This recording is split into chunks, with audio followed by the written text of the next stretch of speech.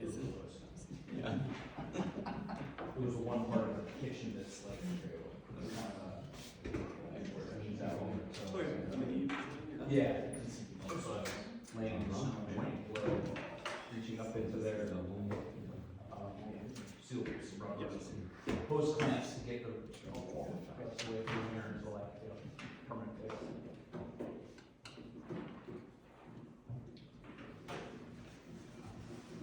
City used one of them. That's the old person gets away on it. City? Yeah. Guess not. Lake, right? Filling your service. Yeah. But,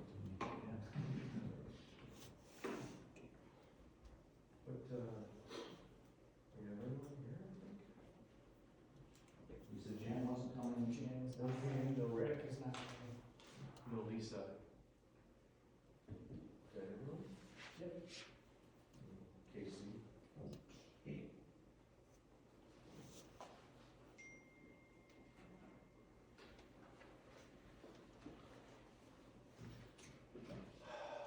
Happy New Year. Same. Thanks. Talk to you. You. Happy New Year. Happy New Year to you as well. You. You're here, we're gathered here for two things tonight. Okay, what's up? First is the pickleball golf course enhancement update. It's a work session tonight, okay? Typically what we would do is, typically the only, the main topic for this meeting in January is to work on our goals for the following year, coming year. We've gone through a process similar to this with, in determining the, CIP recommendation for last year, and so this would be the next step, taking that one step further and starting to get some tasks down there to support those. But first, we're going to talk about pickleball, or pickleball, whichever you prefer, one or two. This is, I'll turn over to Adam, but in the last couple months, we've had some subgroups working on different work streams concurrently. Okay, so Gordy's been running with the clubhouse enhancement piece and a couple other pieces at the physical golf course, and working with Josh on that. Josh is involved in a lot of this. And, you guys have been working on pickleball slash rink piece of it, and Josh and Adam and staff, thanks staff, they've been doing a lot of other work on this, including like grant application around this. And so the purpose of tonight is to bring those work streams back together. This is kind of a toll gate for all that work that's been happening. Ahead of two open houses over the next, over this month, to talk about this. Can you remind me when it is? Open house next Tuesday, and then the 24th. Same time, 6 p.m. in here. And there's the same format as the 10th, it's not building off of that last one. Yeah. So if you missed the 10, you can come on 24th. Yeah, he's not one or the other, but feel free to come to both. So this is, like I said, this is kind of coming together and sharing at the commission level now, what all of the work that's been doing, or been happening. And then next week we'll get a lot of feedback, input from citizens and the community and so forth. So at this point, we're not gonna ask for a recommendation. No one, that's not what the purposes of tonight is. Mostly to inform. Once we get this information, have a chance to start to ask questions tonight, continue to ask questions over the next month or so, continuing to get the feedback in from community, then we can start as a commission to deliberate and to form kind of our recommendation. Is that fair? Sure. Okay. You go ahead. Do my slides, please, Josh? So you should all have an item from me. The point of my briefing to you all is over the course of 2022, there were two contractor or consultant led efforts that staff worked on with consultants. One was looking at the potential kitchen upgrade, and the second was, we changed the name of it several times, but pickleball, ice rink, golf course enhancements study. I then actually broke it into three groups because when we went out for what we call the feasibility study for the pickleball and ice rink amenities at the golf course, I also asked the consultant at that time, since they'd done the original master plan for the golf course in 2017, to look at a couple of the amenities that were coming up on the CIP in the near term, and ask them to relook those and give us, say, what's going on with pricing and that sort of thing for those kind of items. And those three main things for that were resurfacing of the upper parking lot, which would include asphalt and marking, provision of a picnic shelter, and the provision of a gas run fire pit seating area. So that's kind of what we looked at. So the kitchen up, yeah, go ahead. Just a clarification, the parking lot, the lower parking lot was also on the CIP at one point. We have had the lower parking lot as an in-house project we've been working on for a while within the city, within the public works, trying to expand it when we had materials available. Okay, so those are two things, the master plan items, there's really two different parking lots we're talking about there. Right, but what I had on the CIP, just for when it says parking lot, that's the upper parking lot. Yeah, okay. Or the main parking lot, whatever you want to call it, the one next to the clubhouse. So kitchen upgrade, that's actually from a while ago. We started that in the spring. And the purpose was to look at options for expanding the kitchen in the clubhouse in order to provide a wider selection of food offerings. Pickleball we already covered, and master plan items we added there. So we'll go next. I just included this map. I know when we were talking about this with one of the subcommittees, and there were some questions about where are all these things. So we'll get to the particulars, but that's a picture of the golf course, Orono Road there on the east side. The main parking lot and clubhouse there in the lower right corner.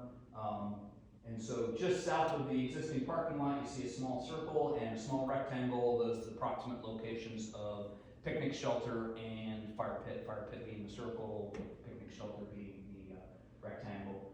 As far as location, that rectangle, the idea would be we several years ago, as part of the master plan, we leveled out a spot there which we've been using for fest tents and that sort of thing for when people wanted to do gatherings.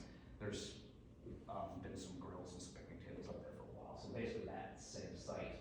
And the fire pit location that we've always talked about was off that end of the parking lot somewhere, so that it could be both a facility for people after golf type thing, maybe in the fall, spring type deal, but it's also positioned for sledding in the wintertime. The larger oval just to the north, that is the proposed location for potential pickleball ice rink, and then the blue square in the far north far top of the map, the approximate location of the new maintenance facility. The provision of pickleball and ice rink at the location shown, which is basically the only place we could put it on this site, means that we need to move our maintenance facility from one place to another, which is not actually a bad thing operationally. Our maintenance facility is not well located for any golfers that use the golf course. You come off the last hole and you have to go past all our maintenance equipment sitting there. So we've had for a number of years, I know I've entertained complaints about the location of that maintenance facility. So anyway. Next slide, please. So on to the kitchen upgrade, the architect who did the consulting work for us came up with two initial options, option A, option B. You can kind of see the floor plans there. In general, there's slight differences. The parts of the building you're seeing there on the bottom part of the building, that's kind of where the existing retail counter is, where you come to pay for rounds and things like that. The part on the top of each of those drawings is where the existing kitchen and, I don't call it an office, but a little closet office space that's just off from there. And then the stairs going up and down in the middle there.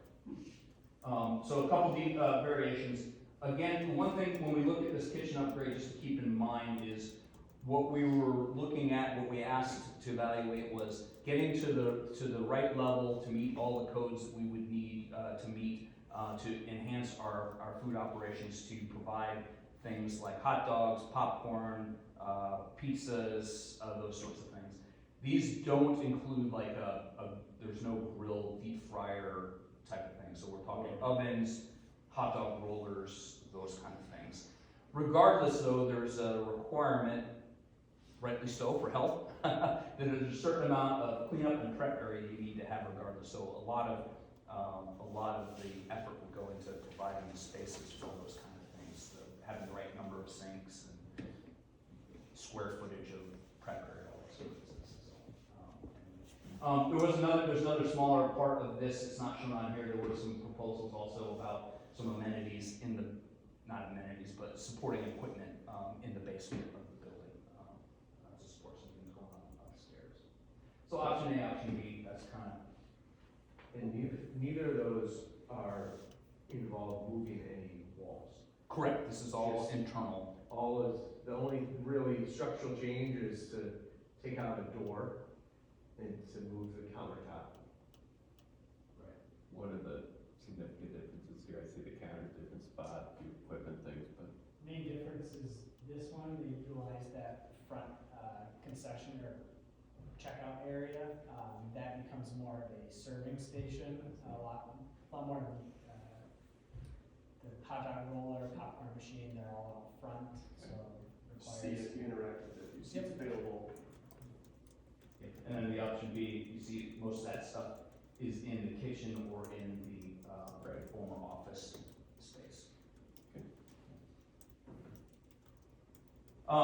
In your packet, the costs associated with those, the lower, they're pretty close to each other. The detailed sheets are in the appendix. When you see my number in there, I have $331,262. That is the price provided for construction with a multiplier of 20% for contingencies and soft costs, which I added in there because we have to pay an architect to do the final designs, have to pay somebody to project manage it, all that sort of stuff, as well as we have a little bit of buffer because anybody who's done a remodel in their house knows it never goes exactly the way you expect it to go. so what would, I mean, what, do you know what the incremental cost or feasibility would be to go beyond this and offer grill, hood system, so on and so forth? We don't know, that was beyond what we asked for here, but I think to provide any of those kind of facilities, we're probably talking about an addition or a more major remodel of the building where we're moving Facilities walls. inadequate for that. Yeah, I mean, it just takes up space and then, Just wondering. I don't know fully, but there's The reason I fire ask code is stuff and some other it's things. pretty that come in. expensive Yes. generally, which is normal for a kitchen, but And not jumping ahead too hard, you'll see in here, the staff recommendation is that we hold on this, we're not, we think it was a good exercise to go through, but at this point, we would, as staff anyway, not recommend moving forward on this at these prices. Yeah. So, Hot dogs, popcorn. yeah, pizza maybe, but There's definitely sticker shock with it, and part of it is, it's a really, surprising. yeah, but it's a small space, and a lot of it has to do with just the age of the building. I mean, anytime you have plumbing, electrical, the second you touch one thing, it just opens up this whole can of worms. I'm not surprised by the cost, I'm just wondering if Yeah. it's if it's a medium point that's you're not getting the value, and it's either you do less or you do way more, and those are both better value propositions potentially. And we have not, we haven't, at least at Stackpole, we haven't gone through a cost benefit analysis or anything So like that's, that, you know. right. How many hot dogs do we have to sell to, If you can have an actual restaurant kind of food, Yep. that's worth double the cost, or 30% more, whatever it might be, or you stick with the candy and popcorn. and, Yeah. yeah, and or, you know, at some point, have we outgrown the clubhouse as it is? You need the, The initial guidance we got on cost was about a third of this. And so, just kind of back in the envelope, we're like, we could probably justify this with the, yeah, with the cost benefit might actually prove out for this. And like the equipment itself is like, you know, 40 to 60 grand of this whole thing, which is crazy. So we're still, So I'm trying to add up, like, where did all the rest of it come from?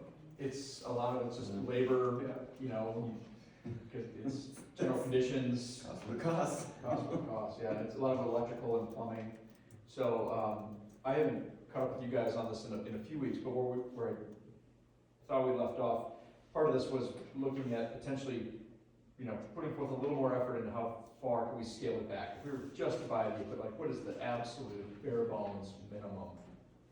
I don't think we've fully gone down that path. So I did have an opportunity to meet with one contractor, and really even at a cost of $200,000, they thought that would be a stretch Wow. to get as much of this done as Okay. possible. I do think there are cost-saving opportunities within that, but it's just tough right now. Yeah, You guys, Adam, you mentioned more experimenting with demand a little bit, with maybe food truck days or things like that. That's, you know, we've talked about food trucks for a couple years now, See but what we thought after seeing this is maybe we make a concerted effort over this next year. Target some particular days, Yeah.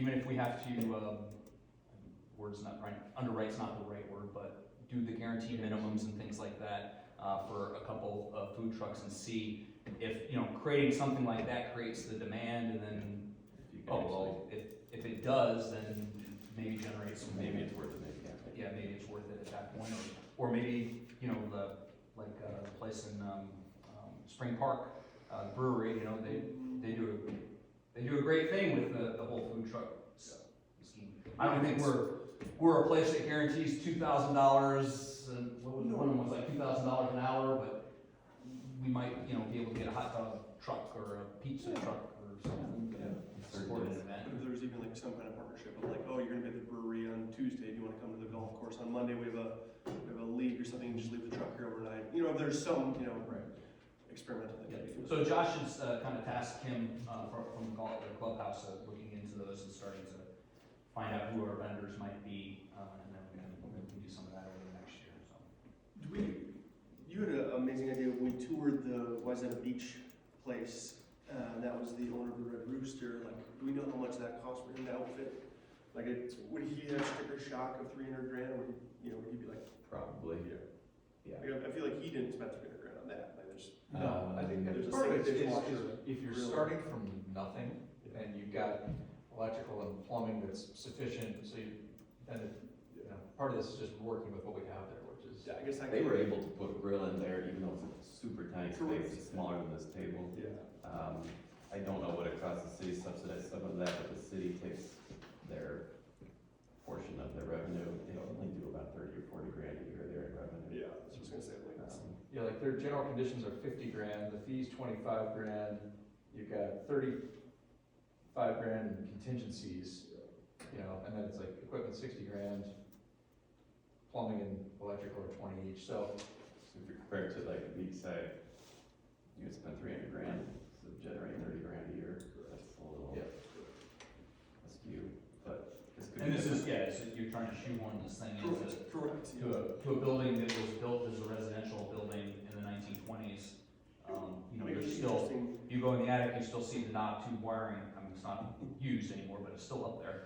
So it's, the building was not envisioned to do this, so it's gonna cost us to make it that way.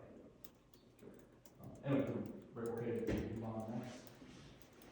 So the next topic, pickleball and ice rink.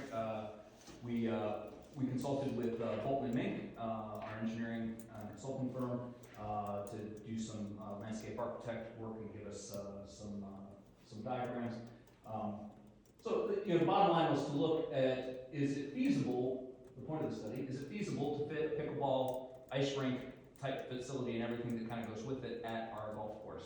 And the simple answer is yes.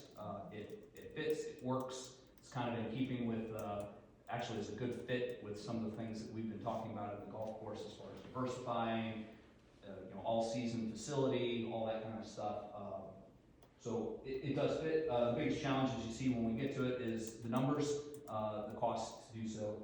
So, a couple things about the site. As you see it there, the parking lot piece is right where the lower dirt parking lot is now. Obviously, it's expanded, and we would look to pave it in some way. The ice rink / pickleball site there sits right where the maintenance shed is. You can see the existing walkway or cartway that comes down there now, and a little bit further. The nice thing again about this option is it fits well into the space. It's reasonably flat. There's some earthwork to do to get it perfectly flat, but it's not super extensive. The biggest drawback on the site is it does require the moving of the maintenance, the existing maintenance facility. The 20 stalls, are those additional stalls, or does it include the existing lower lot there? That is the existing lower lot. Okay, just paved. So what's the, How many what's the? And it's a little bit expanded a little bit. The existing lot, I don't know, it's just a dirt. You might get 12 down there. That's it, okay. Right now. Yeah. So we're kind of gaining a net 8. Okay. And again, I just want to say, this is a feasibility study level drawing. I don't know that the parking lot will be curved like that. It might be rectangular, those are things we work out in detailed design. Are we able to squeak a couple more parking spots out? All that kind of stuff is stuff that we would still work on. The point of this, again, exercise is to show that it's feasible and then be able to come up with some rough order of magnitude costs that are associated with that. Yeah, this is concept. Yep. Early on, this isn't really a design, there's a lot more work to do before that. The way it's outlined there, this does provide a spot for 5 pickleball courts and a somewhat smaller than regulation hockey rink. We have talked to youth hockey, perfectly fine with this size. The other thing about this site is there is a little bit of ability to expand. If we right now we're showing 5 pickleball courts on there, we could get 6 on the site. If we didn't have the funding, you could do 4 and have a little bit shorter rink / pickleball court. What about general skating? Is there anywhere where you could add a big area? I mean, every rink I can think of has, Clapbrick or Holbrook. They've got a large general skating area and then boards. So that if you have a team practicing or, older kids playing shinny, then there's a place for the younger kids to skate. We didn't necessarily put that into this concept. We do something like that now down at the Casco Point rink, where we kind of put boards on a portion of what was the existing rink there, and so you can have both. We're getting a little bit ahead of ourselves, but depending on how something like this would be funded, we would have some kind of scheme where there are certain times that it's reservable for practices and things like that, and certain periods of time where it's available for just the public for free skate type thing. So Does the topography lend itself? Is it flat enough there where you could get an area, or is it? I know it's generally a very hilly property, but is there? This right through here would be your flattest area. I think it would take quite a bit of work to contain it, though. You'd have to burn up around it or put some type of barrier. I think for that small an area probably would be worth it. And then there might be scenarios where if we couldn't fund the longer ice rink, we had a shorter one, but we would probably still do most of the earthwork for whatever the optimal size thing was there, so you could expand into it, and that might be What are the dimensions of this concept? 160 by 65. Yeah. 65. Yep. And you should have copies in your packet too on those photos. It's a pretty good size ice rink. It's bigger than Casco. I think It's a Casco's. lot. Mm-hmm. Casco is 40 by 80, Yeah, it's not bad. So this 35 by 80. is significantly larger. But this is not a standard size, is that? It is not an Olympic or Almost like size that's rink. 200.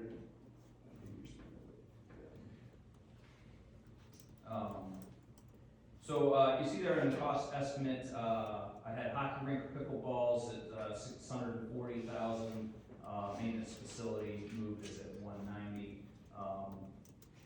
We actually think we can do the maintenance facility move cheaper, but, I've left conservative numbers on all these. So where walk me it's through that number, that number jumped out at me as being optimistic. I don't know if Which one? the new maintenance facility. Well, so we're looking, so what we would propose putting in there is a simple pole barn, Okay. type facility. Down the other end. Yeah. In a much smaller heated portion than what we currently have. Mhm. So the rest would just be gravel or dirt floor for cold storage for their equipment. Okay. Because most, for the needs of actually golf course and park maintenance equipment, we mostly need to be able to secure the mowers and other support equipment and have a small area where, when we need to do, maintenance on that equipment at the site, we can do it. Otherwise, the way we work now is most of the annual maintenance stuff, we bring the equipment back here to Public Works where we have all the mechanic and all the tools to do it. Okay. So, yeah, we're looking at a much smaller site and also, just using the existing, that site's already pretty much level, graded, has some gravel, what have you, so we're talking minor improvements to the land. It's really the provision of, putting in a pole barn type structure.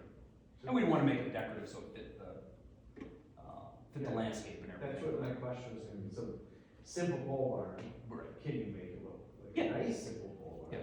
Yeah, we pay a little more to make it, look more like a, I don't know, agricultural barn. Is it metal I mean, that's what we're using right now. for estimates, metal? Yeah, metal pole barn, single story, What color is it? no colors chosen. But, kind of longer, a little bit narrower, for the way that you would park the equipment. And you're talking about parking as well. This also gains 4 parking spots where staff would park too. Yep, that allows us to keep all our maintenance staff out of. And what about just, from an operations standpoint, of course, having maintenance away from the clubhouse? I mean, Josh, from your standpoint, is there drawbacks to that with not having those too close together? No, I think Oversight? it's not an issue being away from the clubhouse. We do have a lot of issues down near the pond with vandalism, carts going into the pond, so I like the idea of having a building closer to it. I think that makes people think twice about what they're doing. That also gets us closer to the irrigation pump house, which is notoriously faulty. So the closer we can be to that, the better. I don't really see any issues being that far away from the clubhouse. And it's really not that far away. Is it a benefit? Or I is think it is. It gets us farther away, from the action that's happening right there in the mornings, so I think it's good for us. Right now, there's a lot of storage outside of the maintenance shed, be it as gas pumps or just other equipment. Would that all be contained? Would there be things that are still up to the So some outside? of the equipment that's sitting outside right now, we're actually in the process of replacing this next year. So by springtime, a lot of that's going away regardless of the location of the building. So no, apart from the fuel cubes, we wouldn't have anything stored outside. We'd have sufficient space inside for cold storage. And this is part of that idea too, is Yeah. that, well, if we were gonna make these kind of investments, we're gonna clean it up. We're gonna do it. Agreed. And I think, the other advantage is just operationally too, and how the course runs as a golf course, we get that maintenance stuff away from, being right in the middle of where all the patrons are trying to play golf and do all that kind of stuff. And we put all the recreational facilities there, which is the clubhouse. And then we get a separate entrance, drive entrance for maintenance, which is not, if you think about, Wayzata or Woodhill, all their maintenance facilities are offset from where their main activity centers and clubhouses and whatnot are. So. Are there any trade-offs? And interestingly, this used to be where, in the vicinity of here is where the original clubhouse was. Yeah, I've seen photos of that. So this used to be about here, right there is where you would go get, pay your fee and get your, card. And the current clubhouse is where he lived. Yeah. Correct. Mhm. So I didn't realize there was a separate clubhouse. Yeah. I mean, Is that under your definition? club shack, I think. Yeah, just the family home. Well, I remember it being the family home. Yeah, there's some cool photos of the clubhouse that used to exist there, they had parking there. Before there was a pump house. Which is why, you know, part of the reason that whole area is already level, it's got gravel underneath, you know, some of it's got grass in here, but there's gravel and everything under there, it's been used for, well, it's used for decades, for that purpose, so. Seemed to be good. Well, I'm not related to the shed, but I was thinking about when you're talking about cleaning up that area that it's currently at, and I was thinking about where you put the fire pit and the shelter. And I understand it's close to where you do the sledding now. Seems like it's a fair distance from where you're putting ice skating. Is there a reason why it's over there other than the sledding? Have you considered whether they ought to be more?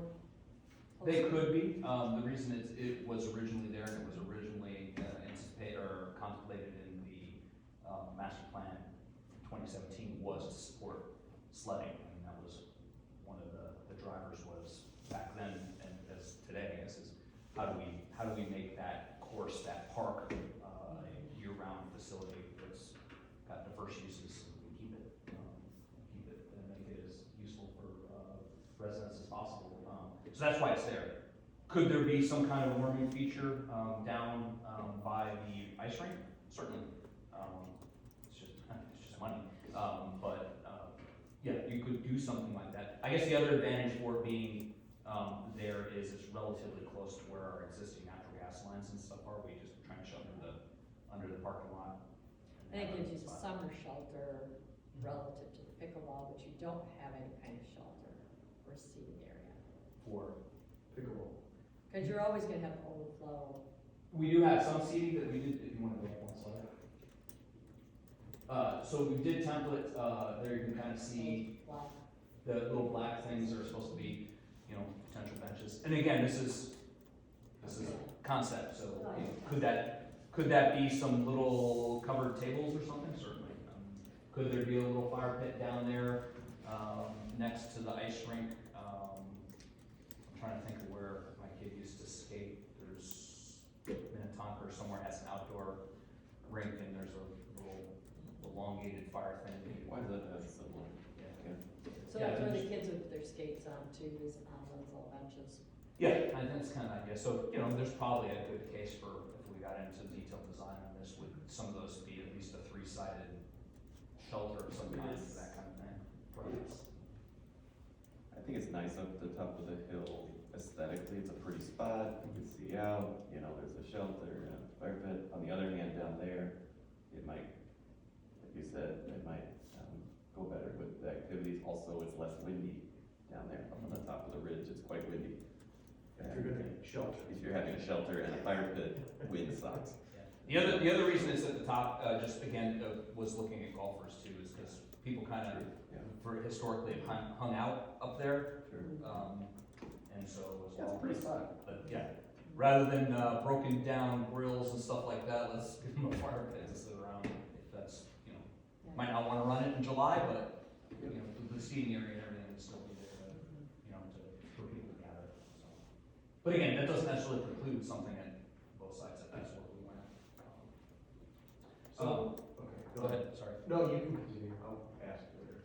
Okay, do you want to drop down? And then finally, again, those golf course master plan items, refresh, this is just the image, showing, again, a picnic shelter, basically where the flat spot where you could put put tents up today, and then, that fire pit. And we played with different iterations on the location of that fire pit too, even in some of the earlier drafts, like, should there be a longer trail and it be closer to where the sledding and that is, or should it be closer to the parking lot?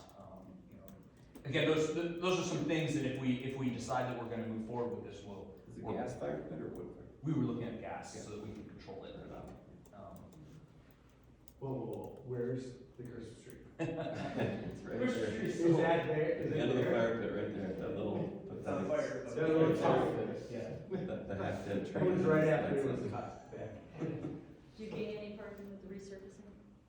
I think we do in, we're not gaining parking, we're not gaining space the way we have it proposed right now, but we would stripe. And I think that will provide us some efficiency with parking. Anytime you stripe, then people start parking closer, you know, it's not just first guy parks all cattywampus and then it ruins you for the rest of the day, type thing, so, yeah. I think we didn't count numbers like that. And how often per golf operation do you use both parking lots? So the upper parking lot is used first. We're pretty quiet in the mornings. We only have 2 or 3 people first thing in the morning.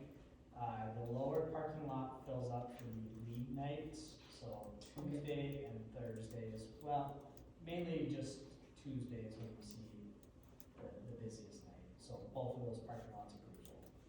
What about, Remind me again the numbers, rough numbers of the parking spots. 20 stalls on the lower spot is, or lower lot is what's being shown in the drawing. It's really dependent on what we get. Are you asking what we have currently or what we would get? Just It's about what's in the scope of this concept? I mean, just roughly it'd be about 40, 50 total? Yeah. I just counted 27 up there. Okay, so 20 lower, 30 upper. Yeah, something like that. Josh, how many other, I know when you have the junior events there, that there's, I mean, parking is totally full. Are there other, and there was like 2 of those last summer, are there other events that are hosted there where all the parking gets gobbled up? Staff appreciation day. Yeah. There really aren't too many days where it's full. It really is those during the league play is when we see it at its fullest. We have the 2 junior events. We are looking to add a junior league this year, so that may have an impact on parking. As I'm sure parents would just wait for their kids to play. I'm not sure what impact. And what about just peak, like weekend, Saturdays, Friday afternoons, Saturdays, does it get? Yeah, so Friday morning, as when we start picking up, we are, I would say, upper parking lot is max capacity. The lower lot never reaches that for the weekend, but it does get close. And Sandy, when do you, on pickleball, when do you foresee that getting highest usage? Well, generally speaking, it's that, 8 to 11 in the morning time slot. Weekdays. Yeah, there's a lot of people playing on Saturdays and Sundays now in the mornings. But you can control it with the lights. If you don't put the lights on at night, you're not gonna have people playing. So I think you can control that. Did a survey where the pickleball players, just different events, and almost majority said morning. And we asked them to play between 8 and noon, noon and 5 and vast majority for 8 to noon. We've talked about the lower parking lot for a while as being an enabler for us to get, and the picnic shelter is an enabler to have more corporate type of events too. So just don't forget that.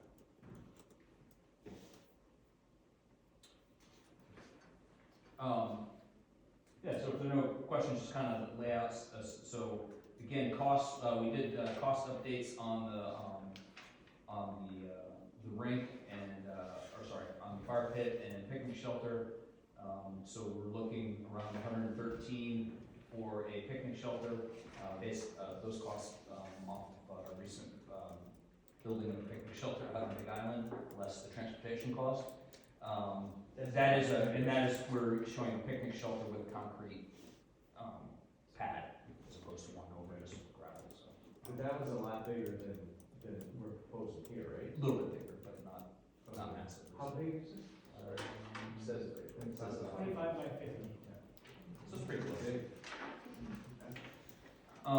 And fire ring, that one can be is pretty variable depending on what kind, what kind of seating and things you do. that's 30 drum, Say again? 30 diameter drum, Yeah. about right. You're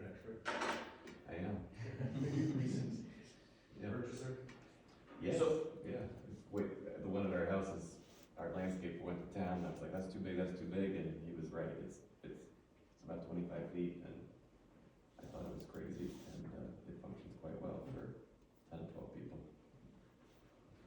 So could we just skip this one, go to your house? Next door. Yeah, it'd be cheap for us to just make a path through the. Just do that.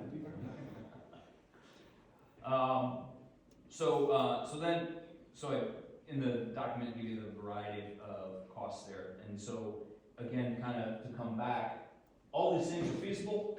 The biggest challenge is funding. So one of the things I point out in here is we have done a lot of projects in our parks and spent a lot of our park money. And so right now, finance is projecting we've got about 50,000 available for 2023 projects in the parks fund. And just it's not in this report, but one of the main priorities I think you're going to talk about in the second part of this meeting is getting after the Hackberry Park Master Plan, which we really need to be doing in 23. So some of those resources should go to that. That said, there are some other funding streams within the city that may be available. They are all subject to city council approval, and I have not pitched these yet to the city council, so they're purely my recommendations of where we might find some money. And that is one source is our community investment fund, which is a fund that we have for community level projects, which this would be. And so I put a couple things down in the funding paragraph where those might come. But even with that, the vast majority of any of these projects has to come from some outside funding. So in order to get a leap start on some of that, we did when the Hennepin County Sports Grant Opportunity, Facilities Grant Opportunity came up this last fall, we did put in a grant application for that, asking for $200,000. It requires a match from somewhere, which could be donations and city funds, or a combination thereof. Just as last time we used and got that grant, it was when we did the Beaverwood soccer field. I think we asked for 200 then too, and got 150 or something like that in that grant. So although we asked for 200, I wouldn't necessarily, if we get anything, I wouldn't necessarily expect it to be everything we asked for, but maybe part.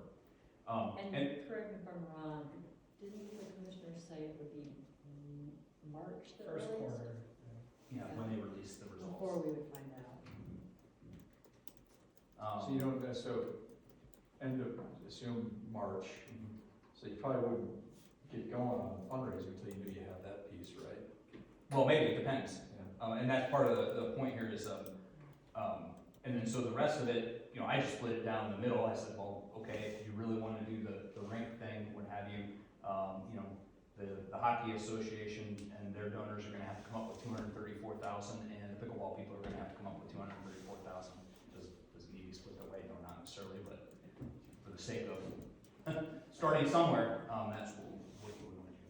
The other thing that we have to consider, and just I want to make a point, is we've talked in this forum and also at the city council about the fact that 2024 is the 100th anniversary of the golf course, and therefore we kind of want to avoid construction at the park that year, because it just wouldn't be it's not a good fit. So, a couple options here is if you're going to try to crunch and do any of this stuff in 2023, then there's some groups, some partners out there that need to be fundraising now, or we look and say, oh, this is a 2025 and beyond. These are 2025 and beyond projects, and it may be a combination thereof. I don't know. So But you But I fall think that with is- the funding, with the grant funding, you have to reapply for that, right? So we had was it a 2? it's usually a 2-year window to use it. Oh, okay. The good news is, so say you say we said we didn't get it, we can apply for it again. It's an annual grant that I think we it's apply for. biannual, isn't it? They said there's a spring and fall. No, that's for the that's equipment and playground grants are twice a year. The facilities grants, which are the bigger ones, those are once a year in the fall. We award in the spring. So I think it also speaks to the 4 versus 6 relative size. So maybe you do the fundraising without the expectation that we would get money. If the money comes through, then you expand it, you know. So you do the fundraising as if you're gonna do 4 and not gonna For- have the funding from the youth sports grant, Okay. right? And that way, fundraising you do, you can commit to a minimum size of this, but we have to know, you know, what that looks like, right? And then, to the extent you don't really break ground until after March, April anyway, right? It's gonna be summer. In the meantime, you find out about the grant, if it comes through, now you can do the full size. So I mean, I think you have to figure out whether or not that's a scenario. And so I did throw in here also just a sample timeline of that kind of thing, you know, so assume, you know, the worst case scenario, or at least the worst case for staff is you tell us you wanna do this in 2023, because that's crunch. You know, so if we wanted to be, these projects won't take a great deal of construction time, but, you know, if we wanna be done by November of next year, you know, we need to start at the very beginning of August, is my guess, if not sooner, sooner's better, to do those kind of things. Which is backwards from that, we need to, you know, start design. You know, I put on timeline here, you know, we need to have a decision of what projects we're gonna design no later than the beginning of May, so we can get designs turned around and out for bid, receive bids, award, you know, all that kind of stuff. It just takes time to go through those processes. And when you say August, there's also the added cost of lost revenue of the course. I don't know how much money we'd be losing from August, September, but that needs to be factored here too.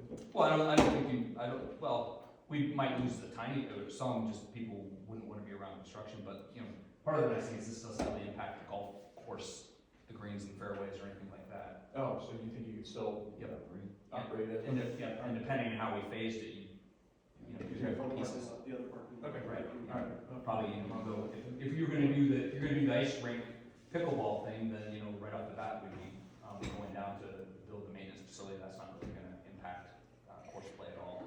Just so we know our heads around this, if we have to do a phased approach, could we still do the upper parking lot ahead of the 100-year, like, based on your fundraising proposals, that could be completely separate? Yep, and I think that in here in the staff, one of my staff recommendations is, you know, we've been planning on resurfacing that parking lot for a long time. And we have funding streams available to do that without any grants or anything, and we probably should do that just as part of normal maintenance. It just needs it. And so I would recommend, let's do it before the 100th anniversary, so it's a facility that we have, to support any events or anything like that we try to do that here. And remind me, what do we have in the CIP for this year at the golf course? We have this stuff, So parking lot? we have all this stuff we were talking about here is listed on the CIP for 2023. Okay. The challenge is we don't have, although, you know, the CIP is a wish list, we don't have the funding to support that without a vast amount of outside So how, sources. and you said we have 50 grand? Yeah, give or take, yep. Okay. And what are our funding sources outside of that for CIP items? Like if we said we just want to do picnic shelter, fire pit, and parking lot this year. So, that's what I was talking about. We might be able to use the community investment fund for some of those items. The community investment fund, other items that it has right now, against it, or planned against it, are the Navarre parking lot, which is the parking lot behind the hardware store, and the arrows and all that. Is a project we have, potentially funding out of that. And then, the only other thing that we have, coming out of that fund in the near future is our portion of the highway, or the County Road 112 project. We have to pay, what the Parks Commission wants to know, we have to pay half of each of those intersection lights at Willow and Old Crystal Bay when they go in, and we have to pay for any. Those will be really nice. Huh? Those will be really They're just expensive. Which colors are we picking? Hopefully the green, half of the yellow. Unfortunately, with the cost sharings work with the county, because we have two roads, two legs and four, coming into those lights, we have to pay for that. How it works out. As well as, some of the work for the trail extension and, any decorative light pole, street lights and stuff we do as part of that project. So those are the things that it would be competing for, in that pot of money. The good news is, I originally had, 112 planned for, 2023, and I have learned from the county that that's gonna be at least 2024, so, you know, there's time for that to. So how, these costs, you mentioned like the 190 for the, have you, how much have you pressure tested these costs? I mean, how confident, if you could put a range of confidence around the cost here? I think all these costs are conservative and, you know, good as far as like, it wouldn't go beyond that, we would make sure it wouldn't. Okay. But not- Or we haven't done any value engineering or any of that kind of stuff to whittle down and narrow it down on tighter. So you have earmarked, maintenance facility and the parking lot as CIP funded. The What city is- funded, you mean? It's city funded, yes. Yeah. So, yeah, sorry. Is it the same? Oh, CIF. What is the status of the maintenance shed? Like, is it decrepit? Is it falling down? Is it great? Functions as is? Like, where we at on that? Have you seen it? Functions, we Oh, no, I've seen it. That's why I'm just like, hoping you could articulate it, because I have seen it. But we use it, we'll continue to use it, it'd be nice to invest a little bit more into something. Because like part of me is, you know, if we're not able to do this before the 100-year anniversary, we're interested in the parking lot, and there might be funds available to do the maintenance shed too. Is there any, let's say the community scraps pickleball and hockey, like the way out of right field, we just hear that the community's not interested. Is the maintenance shed even on the table then? Like, is it something that like is a need, we would like to do it? Probably not in that timeline. Understood. Yeah, it's something we either be looking at investing in the existing facility, in the 5-10 year timeframe, but. Understood. It does beg to, I think, in general, between the maintenance facility and the clubhouse, starting to think about those things getting to the end of their life. Correct. That's kind of what I was going at. Thinking about 5-10 years from now, it's gonna have to, meaningful investment or replacement needs to happen. How are we gonna pay for that? You know, it may not happen next couple of years, but we gotta start thinking about that. That's kind of what I was getting after, is like, say this doesn't happen in 2023 or 2024, or whatever, you know, fundraising or whatever, like, would the maintenance shed be on the CIP before the 100-year anniversary to generally clean up that area anyway, you know, typically? Is that something that the community is interested in? We haven't had that facility on the CIP as a capital Correct. investment. We have been expending, operation maintenance dollars on it. Yeah. Doing things within electrical, mechanical stuff in the building, internal stuff with the staff, there was a junk pile developed outside of it for a while, and starting to get rid of that kind of stuff. Ahead of the city redoing the works facility or looking at the works facility, is doing those two projects in coordination helpful in any way, or do they influence each other? The public works building and the golf course building, like if you're like, oh, if we move this, then maybe we won't do this, but if we don't move this, then we need to designate space, or, you know, is there any overlap that the city/parks No, not consider? really. I was seeing some overlap or link, just from a construction standpoint of the bar parking lot and the upper parking lot, just because I can bid it as one project and maybe see some, savings on, mobilization, things like that, if I could make a big enough paving project for a paper. Where's the lower parking lot in your cost estimates? That is in the pickleball. So, in the numbers for the pickleball and ice rink, if you go back to the. Basically, everything on that slide, is what we're calling pickleball and ice rink. Got it. Costs. Right. All right, so you can see how, like I said, there's these multiple streams of work have been happening and need to continue to currently happen.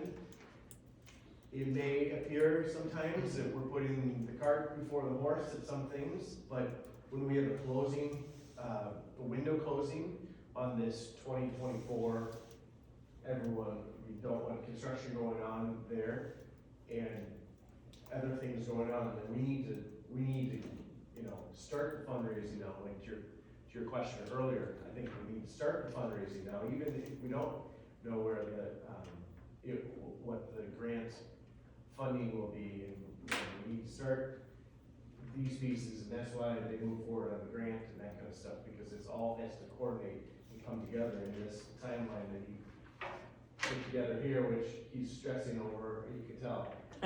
I'm not sure, if you wanna do something in 2023, time is short. Yeah. I think you need to have a contingency plan and there's kind of an inflection point of the go, no-go, you're advancing design, moving down the road, what if one of these 4 funding sources doesn't come in, how do you backfill that?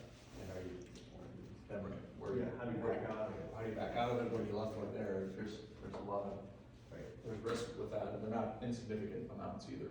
Right, and the council has not taken a vote on this or anything yet, but the informal feedback I have from some of the council members is, we're not gonna pull the trigger on detailed design until there's a level of comfort, that we're gonna be getting close to, people, committing to funding of it. And I think there's some general, as long as there's, as long as this continues along the path of getting positive feedback from the community and all that kind of thing, I think the council will support doing these things, but I've heard from individuals on a couple occasions, as long as the majority of the funding is coming from whoever the partners are, on it, So next week is the first of 2 open houses. I think we're gonna cover, among other things, we're gonna cover the process, what we've done so far, what the process looks like going forward. We're gonna talk about site selection, why, not just the golf course location, but, what other things, what other site selection work did we do that led up to this, or why is that one that we're targeting right now? Are there other sites out there that we would consider, and under what case would that be? And then third, obviously there's been lots of concerns about the design and the impact to the golfing operations, the impact to the neighborhood, the impact to traffic, that type of stuff, and how, and so that's also going to be included next week is, what are the things that we're trying to accomplish here? What are we trying to mitigate here, or what's on our radar? And that sort of thing. I think this is a great start. I thank you guys for doing this. I think, just my little opinion here is that if we're going to do something like this in Orono, it needs to fit in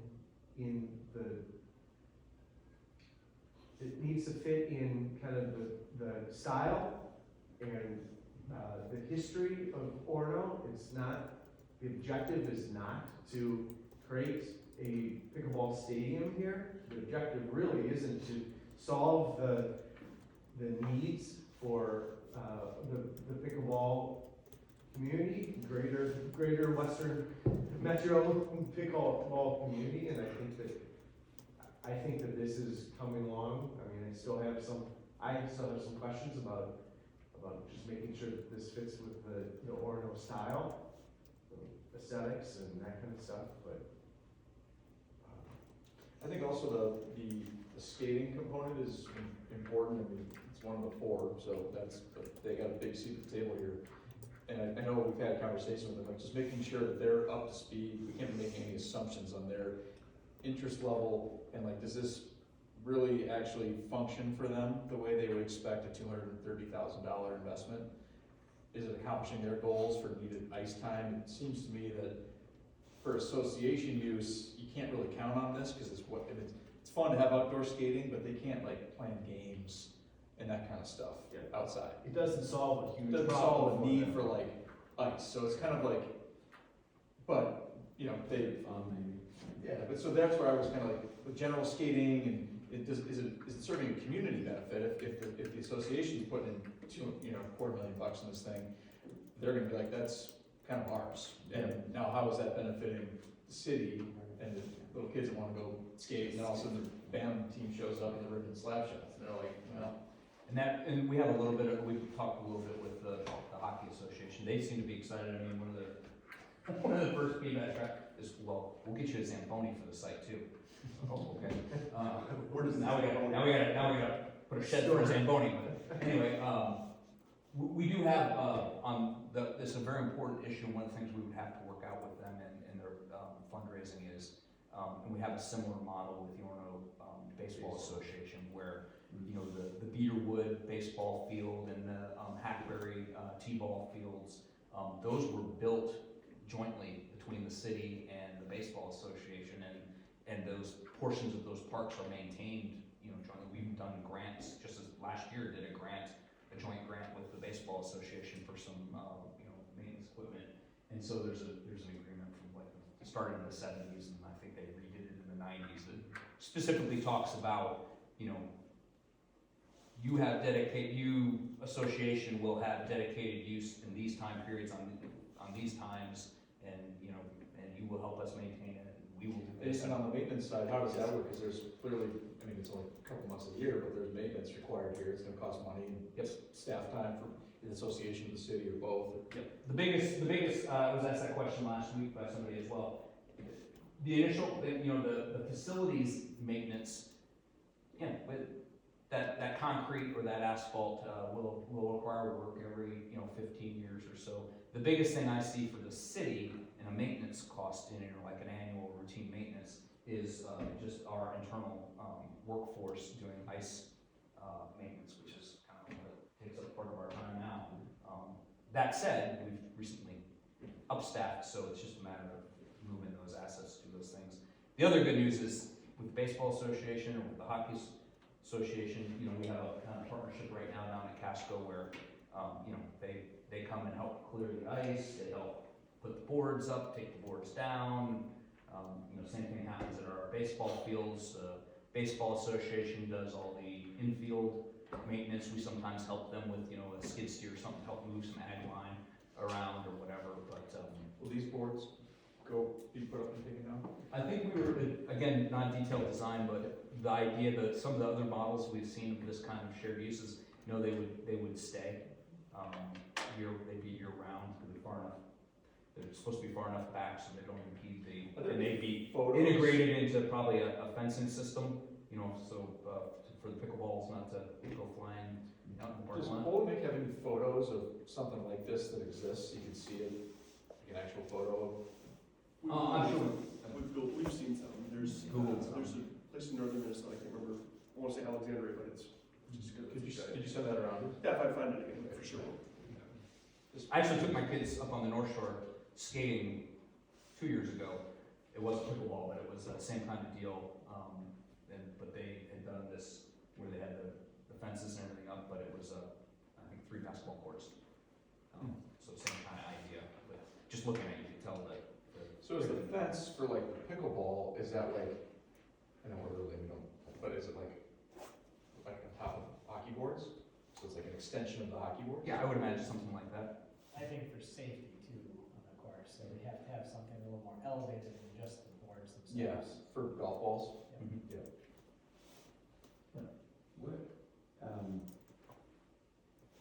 What is so far, I know we have some open house coming up, but what so far has been the neighborhood? Most of the staff level questions. Okay.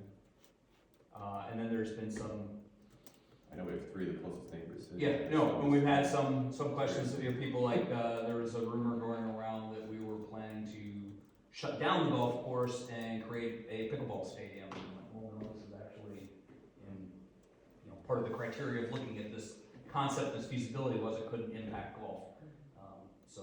We've had some of that, so I know we've had Some interactions golfers. with some Golfers have been concerned. Yep, we've got feedback from some golfers. What about neighbors?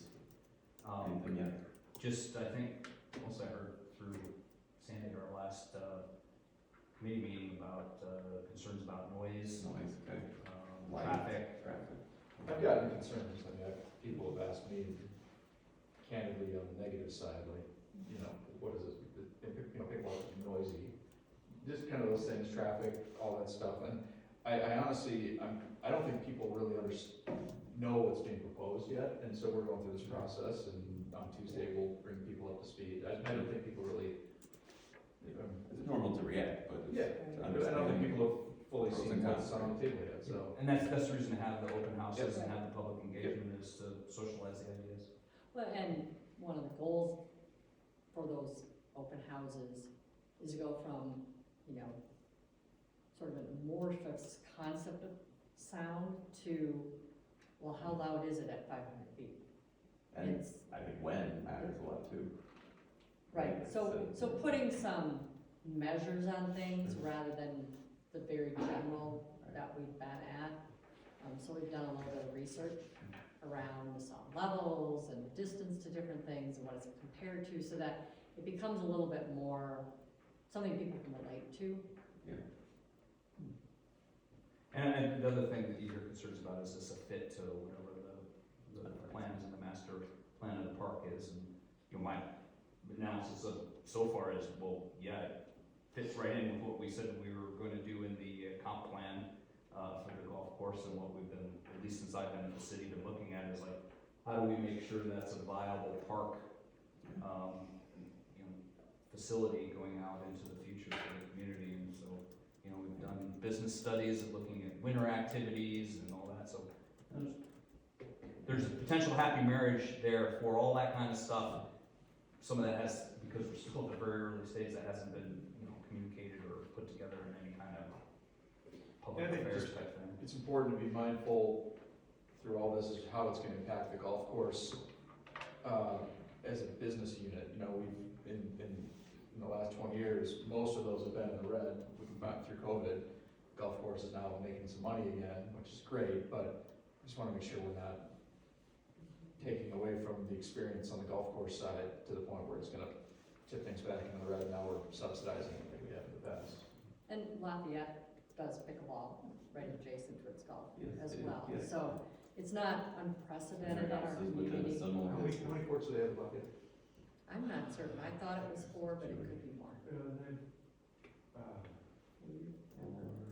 I think they have 8. Is it that many? Well, they're just portable nets that they bring out to the tennis courts. They use them all. Yeah, I mean, why is that as doubling? We had 3, I think they go up to 6 too, which is right there, the clubhouse. I mean, I live next door. Where this is located, my particular house, I don't think noise would impact me personally that much because it's around the corner. However, I could see people on the other side of that hill, for example, caring about that concern. Parking is gonna be a problem. Yeah, for the golfers, noise Right. for the golfers, Noise for the that's golfers. probably. But that's common in a country club. Mm-hmm. I think parking's still a problem. I'm not sure. If this all gets used like it should, it seems adequate most of the time, and when it, like at certain times, it'll probably be a problem.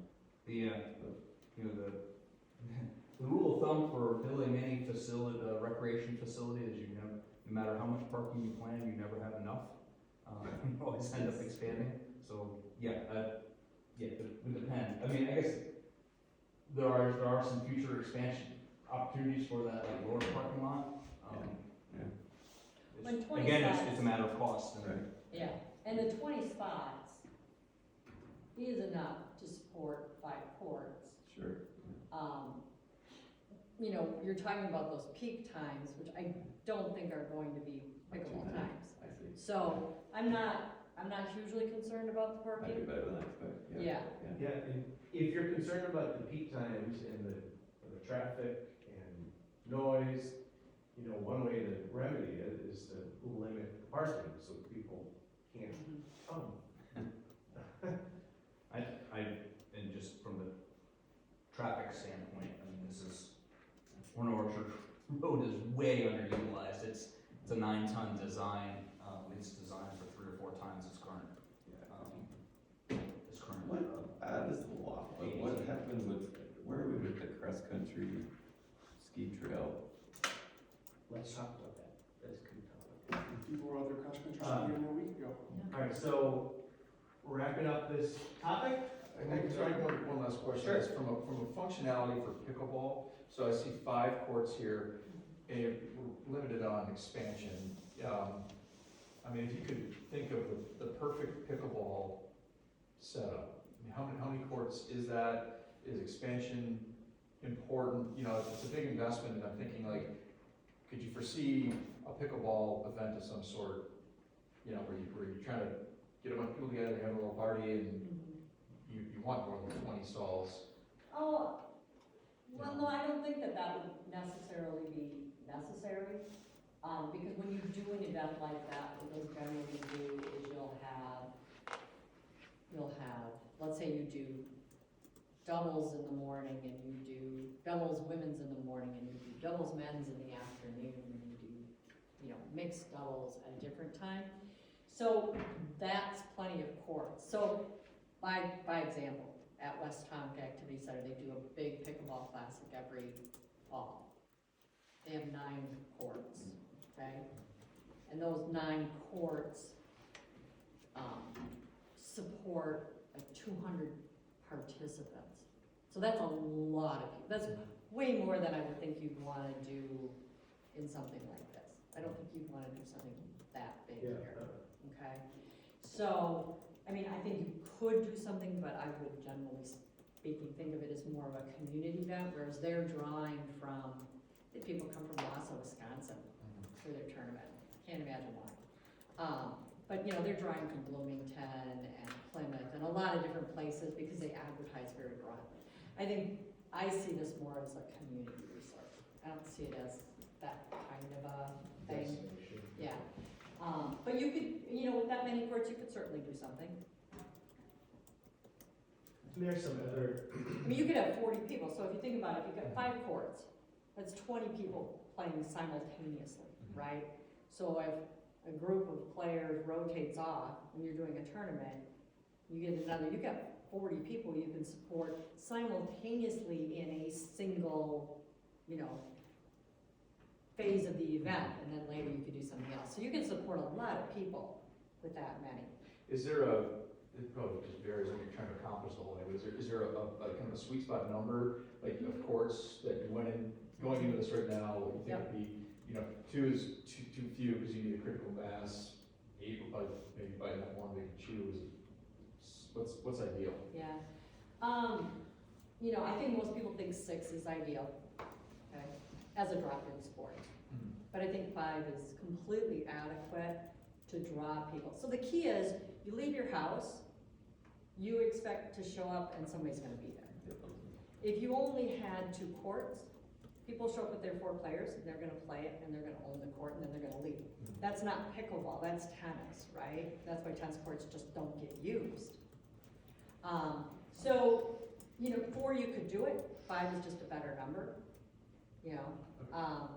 And I will just tell you, I mean, at West Tonka, any day of the week, whether you're outside on the tennis courts or you're indoors, you got 6 nets going, and on a lot of days, it's 9 nets going. But like I said, they're drawing from a pretty wide area. yeah, I think, again, the goal is not to create Yeah, destination pickleball to solve this pickleball demand. I mean, no, we are, you know, we're one community, but there are other communities out there that are currently talking about adding pickleball to their community, to their areas too, and so it's the intent here, I think, and I'm not talking, you know, I think, on behalf of the committee here, is that it's supposed to be kind of a neighborhood type of amenity, you know, Right. I mean, neighborhood plus, right? It sure seems like the next 3 years, the number of pickleball courts around is gonna quadruple. Every time you pick up the paper, they're talking about building a new pickleball thing. true, but you're also gonna see every community adding some. So if you look at the pace of pickleball, if you had 6 courts, that'd be enough to support the current demand for all of Orono, based on its population. So, you know, if you were to build more than that, it would be because you're trying to draw from other areas. And as other communities add theirs, there's gonna be, I think, plenty. So your question about holding events, I mean, I don't think that the goal is to be able to have events here. If you're gonna have an event, you're gonna go to a bigger facility with the parking, you know. So the goal is basically is to just satisfy the community demand and just kind of maintain there. In my mind, this is the Orono golf course version of pickleball right here. It's not, we're not trying to build the Hazelwood or Hazeltine. Yeah, I would agree. And I mean, I think it's nice. I mean, I'm a golfer. but I've golfed at Orono Golf Course once. Because I prefer to go to Baker. There's nothing that draws me in that direction. Now, if I go over there to play golf, Wait till I mean, you play do that. pickleball, and I'm there kind of regularly, guess what? I'm used to doing that road trip, I know people who are there, we say, let's meet up at 4. So I do think it's gonna be good for the golf course, in the sense that there's a lot of people who go to Baker, right? Or go other places to golf that just don't think to come to Orono. So I think it's gonna be good exposure in that regard.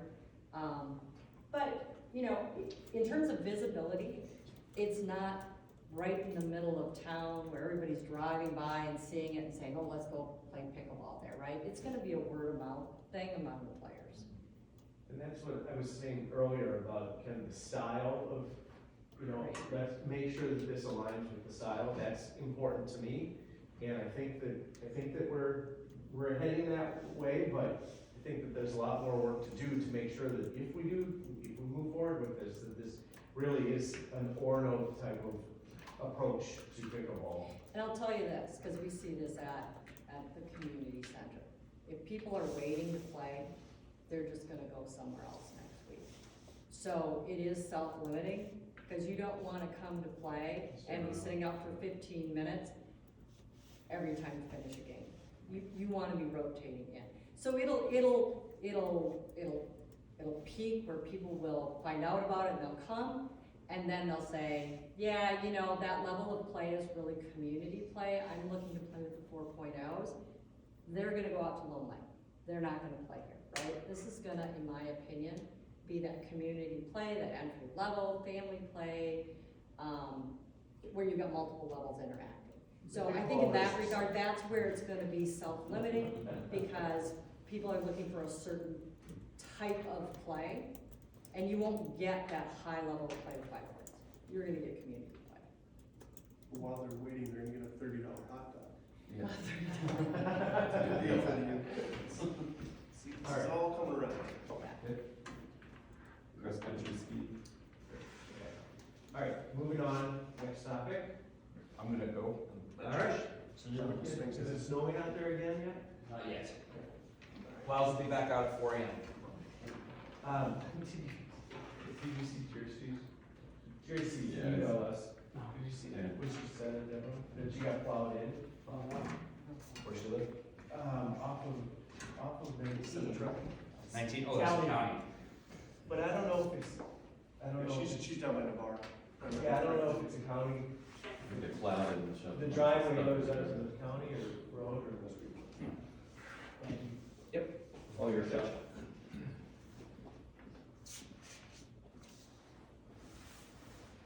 So I didn't mean to be rude by looking at my phone while we're talking, but I was trying to get up to speed on some, whatever emails here. All right, so,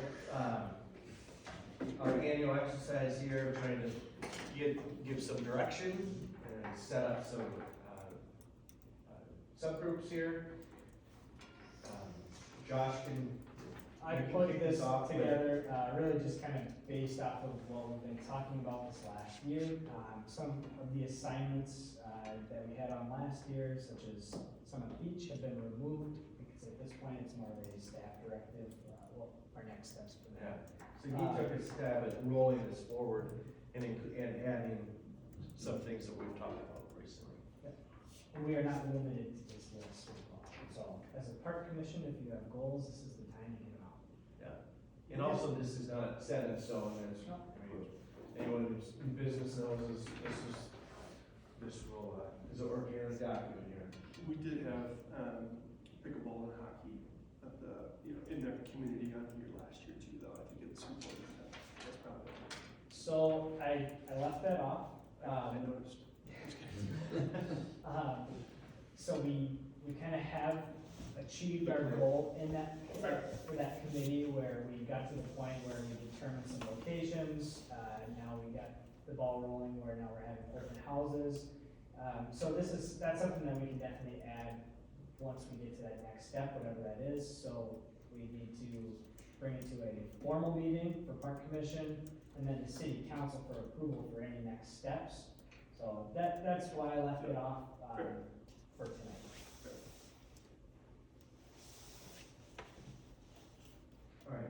So for tonight's, let's focus on the first column, second column, third column, and less so on the fourth column and not really on the fifth column, because we can fill those in once we start here, so. It's high level, what are the things that that's on your radar for the year. This is, again, the way that I see this committee, you guys are all, I appreciate all of your contributions as a volunteer and your contributions as a staff person. This is, you guys are here because you have some particular interest. And so this is where we try to get those out. Casey's rolled off. Casey has surfaced a little bit, recently as a, yeah, I think you can keep on as kind of a backup, but we don't need to. I just asked because I know that he's still in Crystal Bay Park and, especially with pickleball, rolling down or being delivered, I would be interested either in Hackberry or Crystal Bay Park and thinking about that master plan. Okay, so as far as while we're on Crystal Bay Park, I think I think that we should remove that from our radar for this year. I think we pushed it out on the CIP anyways, didn't we? We did, to next year, so for our timeline, so the way that we're kind of looking at everything is like a 3-year window for projects. So the first year would be master plan, second year design, third year implementation. So we have it If we're in 4 the- years from now, then, Yes. is what we have it on the CIP for? yeah, if we're in the process of a master plan for Hackberry, I thought there might be some efficiencies to do Crystal Bay at the same time, or at least to get us in that frame of mind where we're looking at, if we're just dreaming, Yeah. what can we do at Crystal Bay that we couldn't do at Hackberry? What do you guys think? Personally, I was really jazzed up about Crystal Bay Park last year, and then other priorities just kind of overwhelmed that. I think there's a lot of potential for it, but I think there's a lot of work too, to do there. We did the playground. I'm talking about like The big one. big. Yeah. We got thousands of bikers coming through on this trail every year, and this is the face that they see. This is the face of Orono right here. Like, how do we make this something that we're, And there were supposed to be like improvements on Brown Road too, and we were talking about crosswalks and stuff, but that's why I think it's like important not to lose, it on the radar that. yeah. these are still It's part just a of the- matter of whether we have an appetite to start, bite that off for this year or not. Hackberry and Crystal Bay are our two biggest projects coming up. And that's another reason Hackberry is so far behind. So I would keep it on for this year, even if we could have the committee meet just to come up with generate some ideas for what that park could be. So, it continue to refine long-range master plan for the park is kind of high level. Yeah. Okay, that's fine. I think we should give Casey the option, because that's his neighborhood. I did talk to Casey, he said he was fine staying on in any capacity or being removed if someone had more interest. Yeah, I think we give him the option, because we can always, we can put 3 people on there anyways, so. Anyone else have a specific interest in that one? I would like it if there's not another neighbor nearby. Pencil you in. Alright, so, kind of, do you want me to just go from the top down, or is anyone else going? Jan and I plugging away at the old tree lighting event and fundraising thing, I think that's fine. Could I recommend maybe an additional member to this tree lighting event? The way it's been growing the last 2 years, I'd like to see more park commission involvement, and I know it'll only grow from here. Was it viewed as a success this year? It was overall. It was But we had a good turnout this way. Yeah. I showed up late. It was great.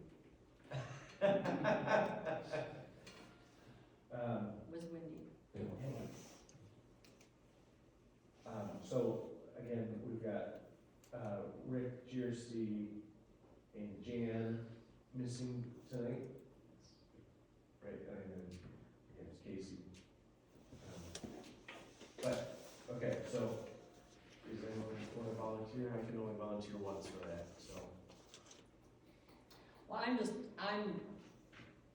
sitting back because if we are gonna do fundraising, that's gonna take a lot of time for the pickleball, so I Yeah. just don't wanna overcommit.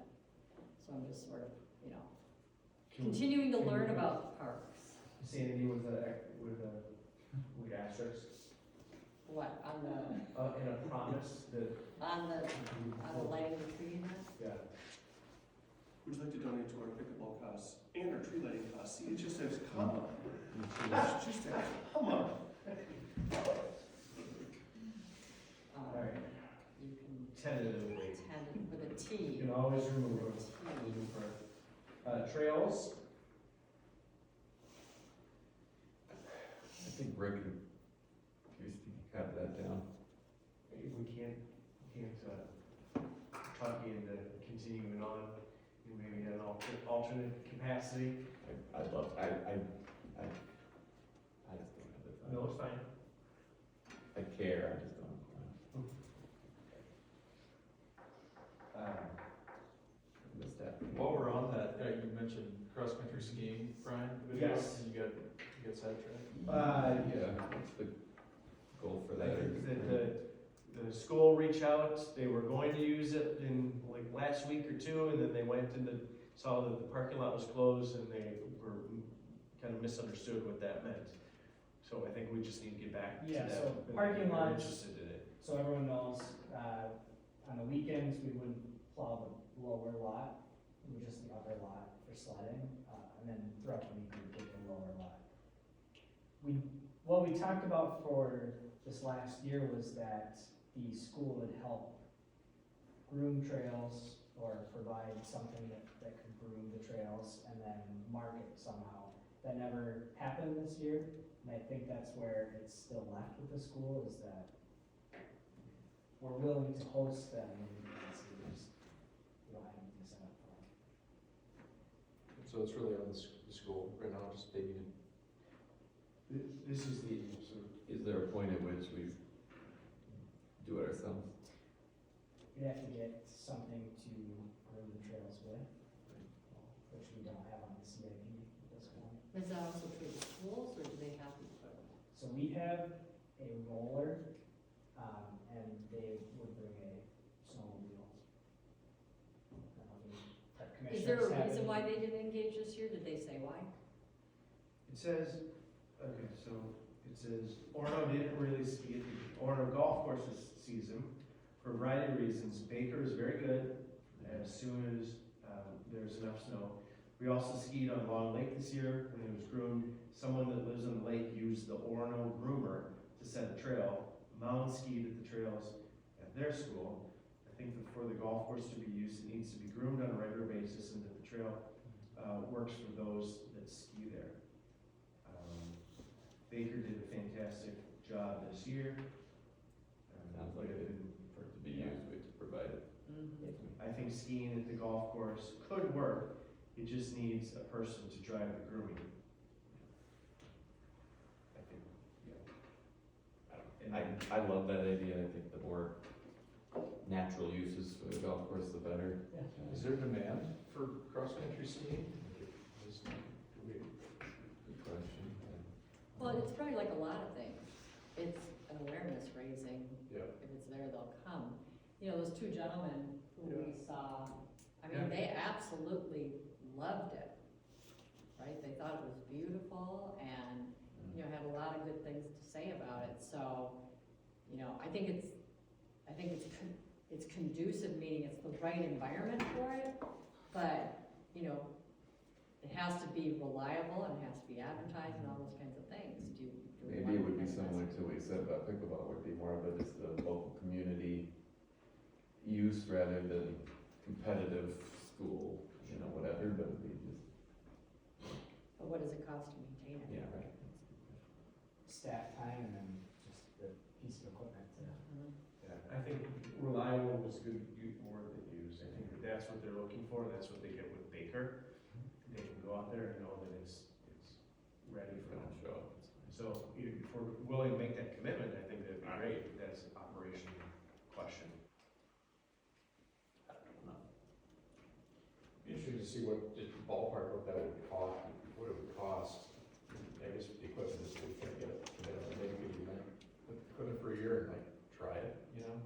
So at North Oaks, we had a UTV and we bought tracks for it, and I think they cost me $8,000 for the tracks, and then we built our own groomer. Took us about an hour to groom the trail, didn't take long.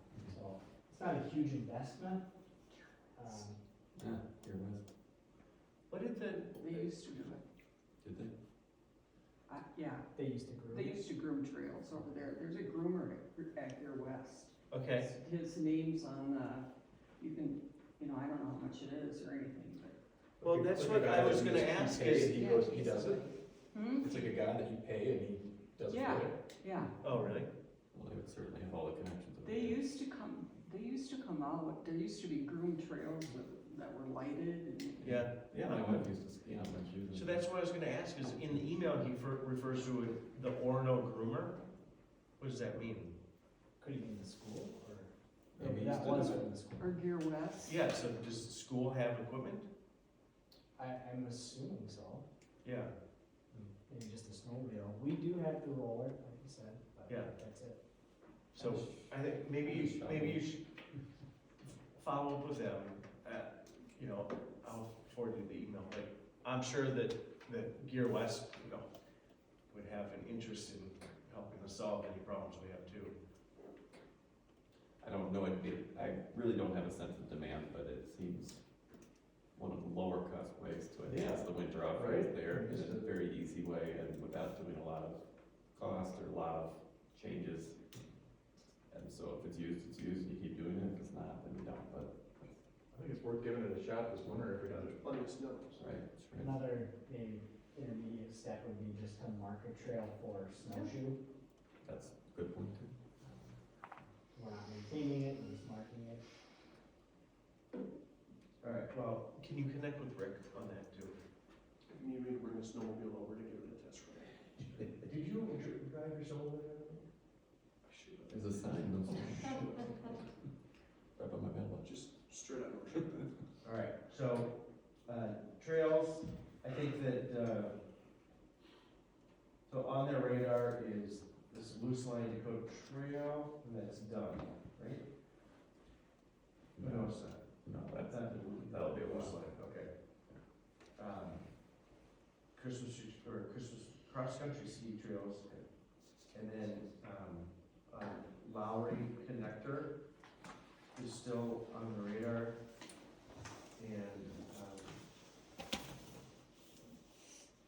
and then, Jersey sent an email about, she found someone at the county and a program they have that we might make progress on, along 19. Okay. She really wants to put a trail along, or at least Just mark paint it, it. yeah, paint it, right? From Navarre south.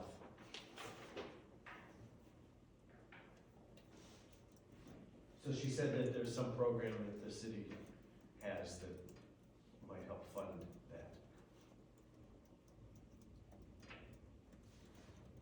So I know those are the 4 things on her radar there. Golf course.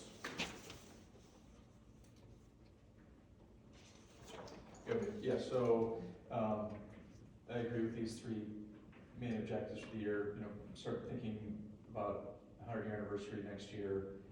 If, we could probably just get together at some point here and start brainstorming on it, probably a big celebration, but maybe we want other things happening too. It'd be cool to highlight the history of the course and all that, and just, have a fun event or series of events. Explore outside food options, I think is something we really should try to do this year, just given especially if the kitchen thing is on hold for a while. Just seeing what that might look like, and if we have to subsidize it once or twice, at least we know kind of what. So So staff's already running with it. Our plan is to do at least 4 food trucks this year. Yep. And then we're looking at additional events where we have, junior PGA events where maybe we'll bring in Chick-fil-A or, something, ice cream truck, Yep. something geared towards them. So 4 is the goal with maybe a few additional special events. Great. Yeah, and then the rebranding, so you and I exchanged a few emails on this recently, looking at social media really first, but also the website, but, you know, the new Facebook page, Instagram. I know Kim's working on apparel, starting to roll out the logo. But we have a lot of other things with that, but that's, I think, completing that by the following summer is a good goal. Great. I'm gonna jump over Hackberry real quick. Back.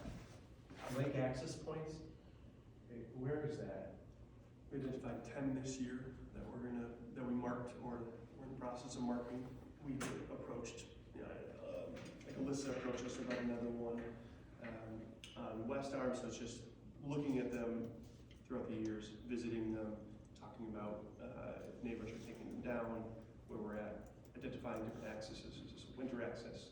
Do you think we need to still have that as a focus? Probably doesn't necessarily need to be a focus. Okay. I would say though, the ones that we just marked this year, the only thing that they're marked for is pedestrian use only. And some of those lake access points have other uses. Yeah. So I would say as a group, it would be good if they could sit down and at least identify what those uses are. And maybe it is all just pedestrian use, but for you to say definitively, this is what it is. And Adam has like 80 years of history of what the city has voted on, like what it's agreed upon use is, hours, stuff like that. So it's even just formalizing that, how we bring it to the city council of like. So that's your number 2 here, right? It is. Okay. Alright, so I guess Yeah, we can leave it, I guess. Sure. Lurton Dog Park, parking lot expansion specifically. That is becoming more and more of a need. That's the biggest problem. You know, another, I don't know if we've talked about this before, is have we explored the idea of, day pass purchase? Cause that's a problem sometimes for some of my friends, or like my wife goes and a friend meets her, they don't live here, and they come once a year, twice a year, and they just wanna pay that day Sure. to have a permit, but they're not gonna buy a year because it's too inconvenient. Yeah. And, Still don't understand why we don't just have a box. The little form and the envelopes below, you Yeah, pull it yeah. out, you put your money, and you drop it in An the box, option. it's Well, still. we do have the box with the application. Yeah. All they would need to do is, they go, they park, Yeah. they fill it out, and then at some point either mail it back to the city or drop it off. So, the Okay, day pass we've talked about, Yeah, I can't remember. but passes are increased, they've already increased for this year. so I would add a second goal here, which is to talk about either automating or using technology or making, like, reviewing the process of how we collect money for whatever we offer there. Yeah, it's not Less that about great parking pass. at the moment. Yeah. Even the biannual pass is a slight inconvenience, you know?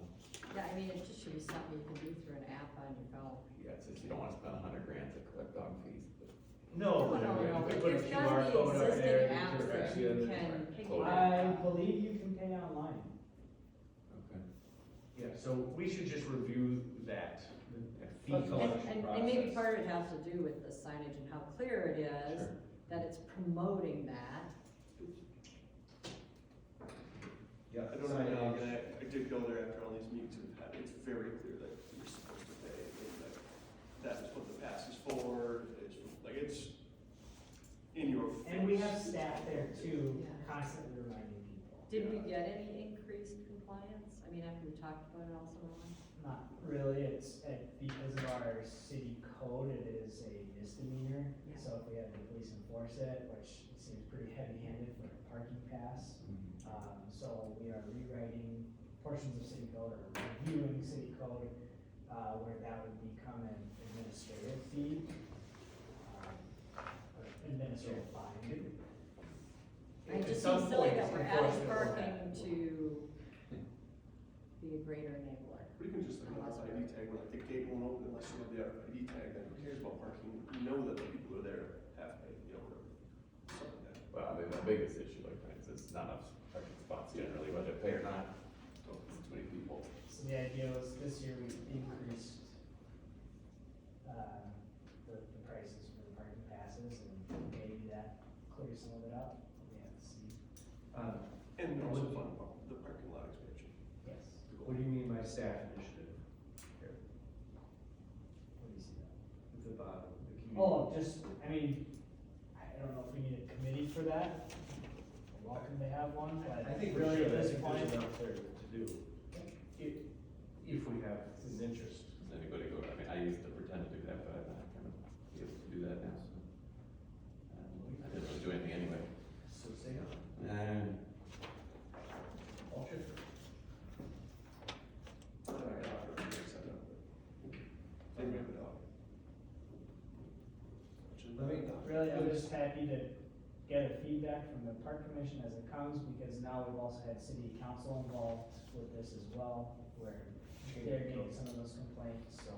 Okay. Not that I'm trying to take things away from you, just No, at okay. this point. I think there used to be more to it than just maintaining or solving problems. Used to be like, the park was new, or we had an event, or new ideas, or, but now it's kind of just, Okay. kind of make it work. Let's leave a question mark there right now, to see if Rick, Jersey, Dan.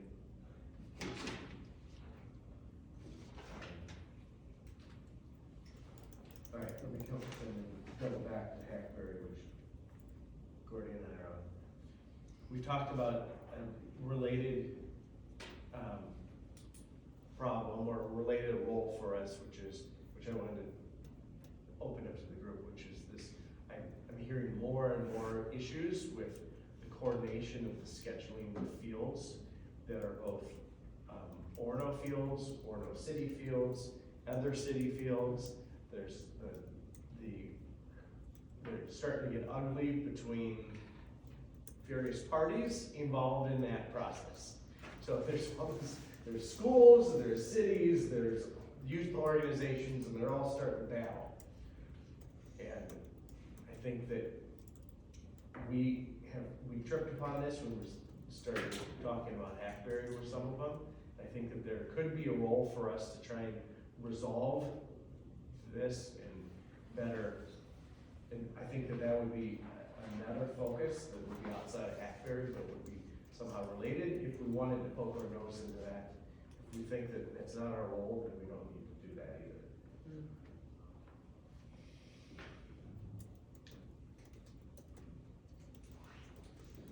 Yeah, I think we need to try to just advance it, this year with some master planning efforts to at least advance the conversations we've had with the soccer, the lacrosse, the flag football, and baseball. Yep. And understanding that we're probably not gonna be able to make everybody totally happy. Yeah. We wanna try to make as many people happy as possible. Okay. And then hopefully that will clear up what's possible from a scheduling standpoint down the road. This is gonna happen for 3 years, but if we locked in on a plan that gave each of them something that they could kind of count on down the road, that might make them feel like there's something helping them. Okay. But All right, I'll leave that off for now. Sticking your Until nose I- will give until you I the use it. exposure though, like, I'm not saying, I think you should be aware of all the scheduling conflicts, I'm not sure you Yeah. have to solve it. I'll leave that off until I can recruit someone who has a specific interest to help solve that. I think I wouldn't want to get too far ahead of ourselves, knowing, we gotta have a better understanding of what we even can deliver there as far as Yeah. what's compatible, you know, because the different, with the seasonality of the different sports and. I'm not, there needs to be,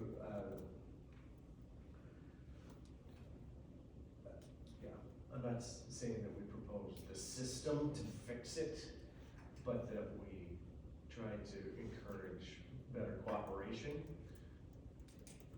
Is it, because is it that, do these resources go unused a significant portion of the time, and everybody wants to use them at the same time, and then they stumble on each other just because they don't know when it's available? I mean, is it an availability or is it simply a communication thing where they just, It's both, but it's, they do. we observed these areas and said, here's a sample of days and here's how it was used. Have we actually observed the use of these particular parks to know what the usage actually is?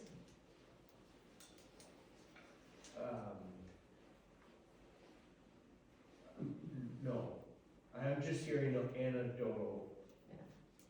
Yeah. I mean, maybe that would be a Because good thing to when try to do this summer, is to, I mean, is to divide up parks and take particular days that, we're monitoring particular parks and then just keeping track of how it's being used. Because I feel like a lot of times we're working off of anecdote and, is it an offhanded thing? Is it a thing that happens once every 6 weeks? Like the facility that I use, there's this big thing about how it has to be maintained available for the community. We call open court empty court because it's available, but nobody walks in, right? And so we're always in this quandary about why is there this demand for this open available space that nobody actually uses when there's a whole bunch of people over here wanting to use it. So I'm using that simply as because that's influencing my mind when you're talking about people having conflicts and have we actually observed the usage of the parks that we want to do master plans around by saying, what is the usage? Who's showing up? How many people are showing up? What times of days are they showing up? If we don't know that, I think it's hard to For this find. year, as we're getting into kind of just forming our thoughts about what it could be, I think that's really important. Like for the summer, spring to fall, we should have a good handle on Yeah. between soccer, flag football, baseball, and softball. I mean, could that be one of our projects, is to divide up the parks and say, over some period of time, you'll observe the usage and document it, and then we'll aggregate that information some way. I mean, we'd have to think about how you do it in a thoughtful way that would be statistically valid, but So when we try to police, no. reserved time that it doesn't get used, No, not trying to please, but we use an anecdote about people being upset without actually knowing what is the frequency of use, and therefore you can put the anecdote in context. In other words, how much do we observe our parks? Flag football at Hackberry, that they're using all those times, weather permitting. I mean, you could, all four of those associations, I think you could get a good handle on how much they're actually using it.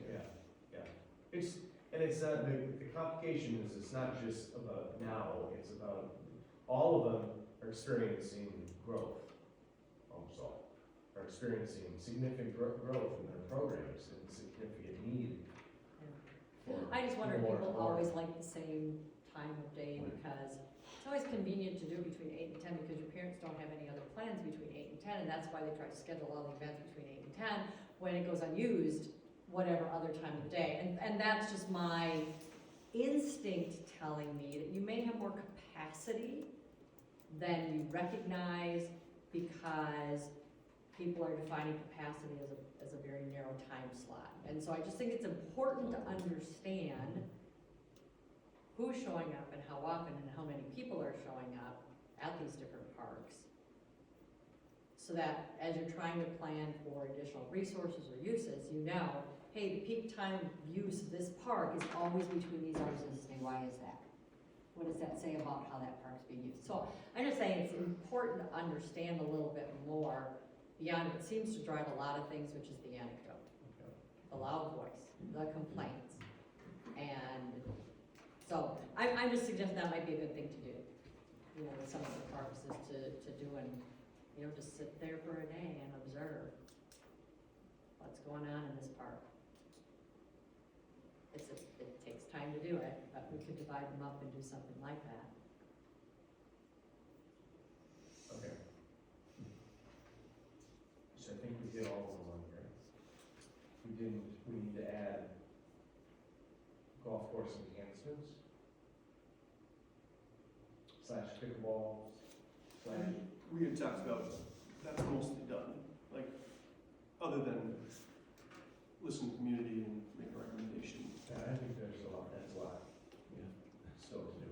Well, I mean, So I think that, there is, so you've got this chicken and egg with that, right? You're saying, we won't make a decision until we've done the fundraising, but we can't do the fundraising until we've made a decision. And so I'm not quite sure what we're committing to. Are we committing to doing fundraising with a contingency plan? And that's the thing that goes on here right now, right? Because the other can't happen without that. But to not say we're gonna do fundraising, which is probably one of the most time-consuming things we can do this year, seems silly to not put that on the plan. So I think we're a little, we're a little start and stop when it comes to the actions that we need to take on the pickleball piece, and then time passes, right?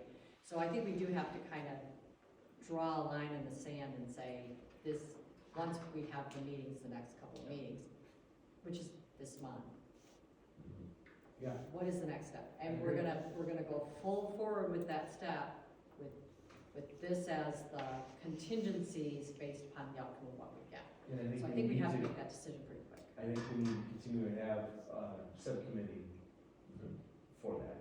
Yeah, So, having a subcommittee is a little different than making a decision that fundraising will start on February 1.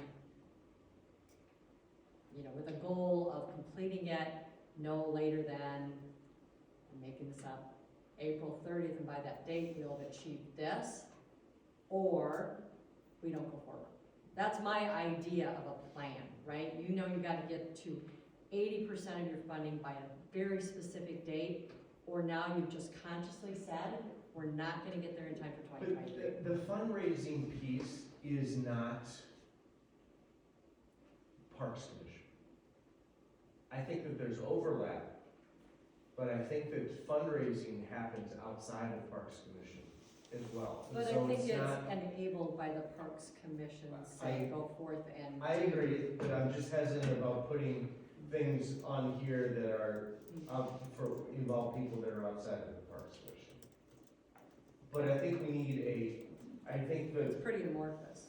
that the subcommittee, if it wants to be us, continue on this, is focus on what needs to happen to push this to a recommendation or not a recommendation that goes forward to the city council. And feedback from the fundraising activity could be part of that input, Yeah, and as that well may, as yeah, that'd other be a good things thing that to come declare. from There's the a- staff and so forth. There's a big amount of coordination too between the hockey, so like making sure they're up to speed, they have input, they've got a seat at the table, they're Yeah. put on the fundraise, And all that. neighborhood. Six neighborhood, there's there needs to be like a central, it's like a project manager for this whole thing, that's keep an eye on, okay, we have the hockey funding, we got the pickleball funding, we got the Exactly. grant over here, okay, do we have neighborhood input? That feels like there's a role for a subcommittee or somebody to Yeah. keep an eye on all that. And if it does move forward, then is there a plan B, and that subcommittee needs to decide whether there are, if we look at other sites or not? Fair enough.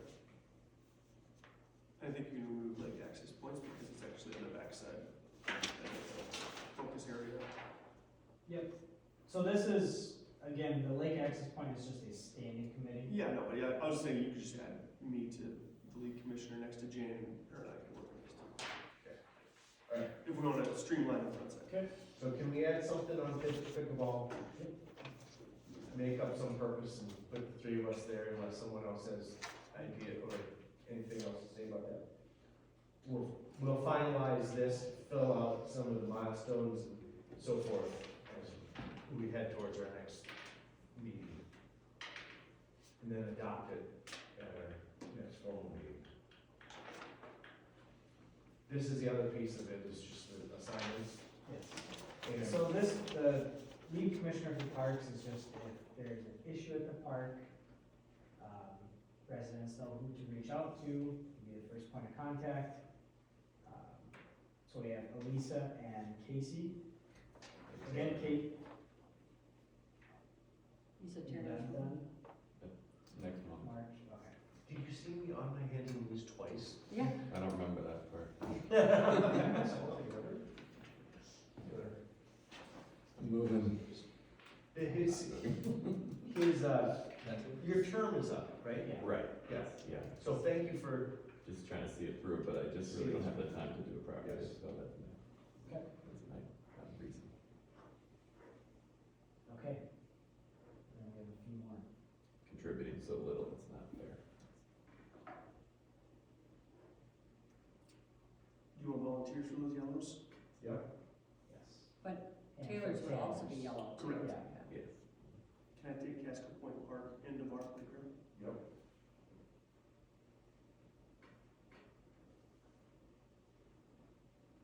Castle Point Park, Yes, unless you want to give me the ring too. you want the right to? Okay.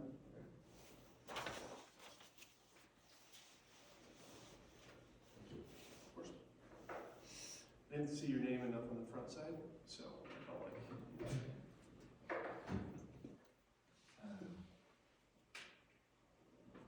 You or I wanna take Antoine, since, Yeah, I just need a better orientation to some of these parks, because perfect. I just don't have any familiarity with any of them. I'm happy to go around any parks with you. And you have some friends that live in Where? That's Vegas Point. Yeah, Judy. which one are you saying is Fagunus? Antoine. Oh, okay. I could take that one.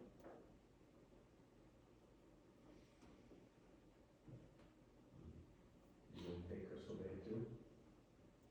Cameron? I can take Crystal, sure, yeah.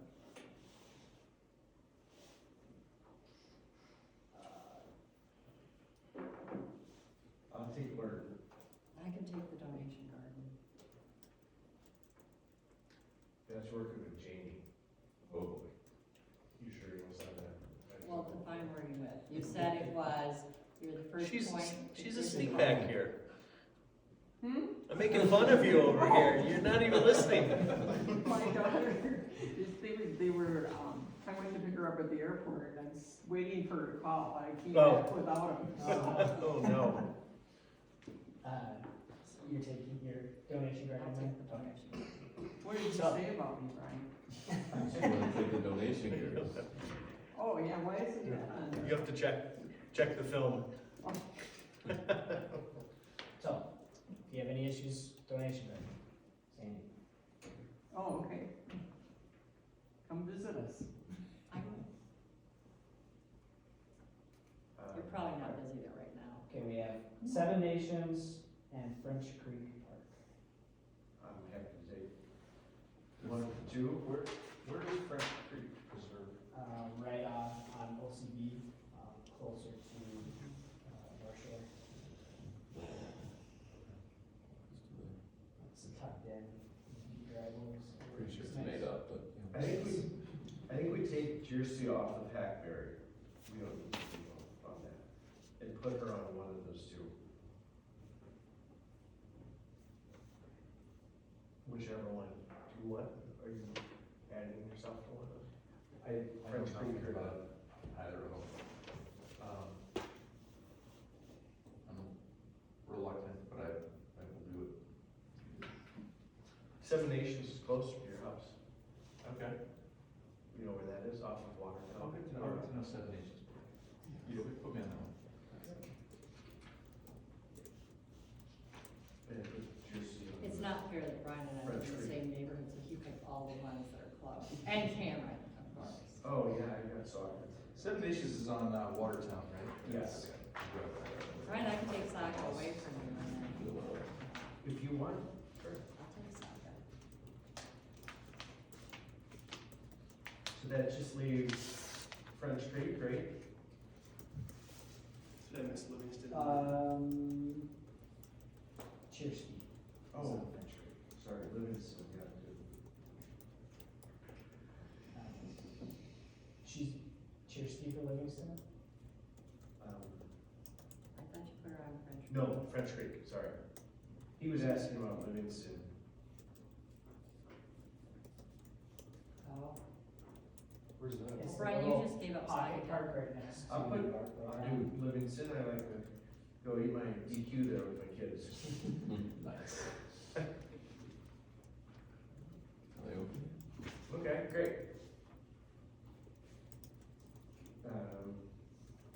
Taylor off of trails. Put, Yeah. yeah, put. Oh, that's pretty good. Cover your tracks pretty quick. And then you can add meat on it. Oh, my God, so. Cameron, do you have too many here or not? No. You No, have I was- Highwood too. I was sad that I only had Highwood for my first year, so I'm good to expand my horizons. Can I ask you a question about the lake access? Yes. So I was curious about it, so I walked down, the end of Isaga Hill and just to see kind of what that looked like. And all I saw was a concrete barrier. There was no sign or anything. I thought that was one of the ones that you said you had marked, or you were marking. Saga and where? On Forest Lake Landing, next to Lori Line. Yep. That was one of the ones, it just makes it recognizable. That was one of the ones that you said you were marking. So I walked down there because I was curious what it would look like. Yep. And I didn't see anything identifiable, so I was confused. So what it should be is Yeah. a 4x4 gray wooden post with a plastic sign on it. Yeah. That shows the park designation, so. Okay, so it's Show not that marked. street. What's that? So that one's not marked. That one is not marked because someone in the neighborhood kept removing that Yes. post. So then we took a steel pipe and buried it into the ground as far down as we could, Yeah. and then filled it with concrete. Yeah, you told me and that. Painted it gray. So at some point, we'll have to figure out some type of bracket for it, and we can attach one of those signs to it. Okay, cause yeah, I saw the post and I thought, is the post it? But there's, yeah, They're much more attractive when they aren't stolen. They're much more visible. Yeah. Okay, that's why I was just a little confused, cause you had mentioned I walked down and didn't see anything. Okay. Okay. A lot of these lake access points, they're contentious because they have almost an extension of someone's property, is the way they're viewed.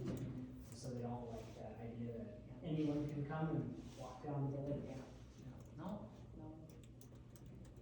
Singing in the choir.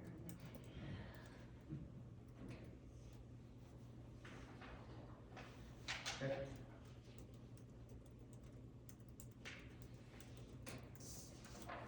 You want me to take Highwood from you? Feel like a vote? Yes, sure, great, all yours. You have 6 now, so Great. that brings you down to 5. Great. Bye, Highway next month.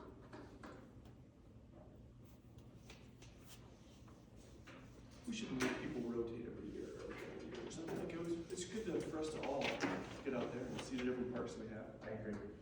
It's not a bad idea. All right.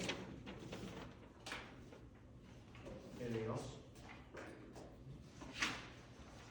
I'll update this and send it out to you. You, Is that posted online? Is that how people know who to call?